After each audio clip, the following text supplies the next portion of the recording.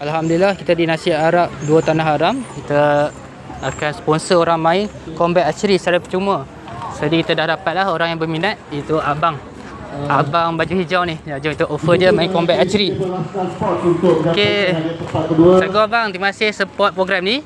Ini adalah apa? Adik baca cabaran memanah sambil wakaf perigi. Setiap apa yang abang sumbangkan tu ada portion untuk wakaf perigi. Alhamdulillah, kita dah beberapa wakaf perigi dah ada. Jadi ni program baru. Abang dah tengok tak? Combat archery. Combat archery dia menggunakan, dia main macam paintball tapi menggunakan arrow yang selamat lah.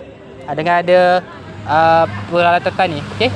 So abang dah ready nak tengok anak-anak mengamalkan sunnah. Okey, terima kasih. Okey, jom adik-adik follow abang ke laman paintball. Okey, ambil semua alat peralatan, ambil mask masing-masing seorang satu. Ambil topeng. Ambil topeng. Okey, pakai kat sana, okey. Tak apa, biar. Tak apa. So insya-Allah siapa menang adik buat sungguh-sungguh, belajar sungguh-sungguh. Kita bagi hadiah. Okey, ambil warna merah. Ni ambil ni. Ambil warna merah.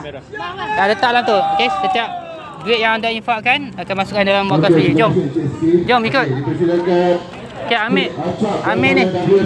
Ambil arrow semua ni. Okay, kita ambil arrow yang selamat. Jom abang, tengok. Jom ikut coach. Kita dah praktis. Tadi adik dah praktis kan. Okay, adik dah siap kita terus ke berentak di combat archery. Jom.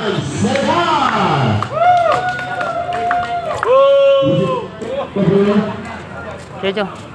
Dan nanti kan kita akan berentak bersama pelanggan bertuah yang makan nasi.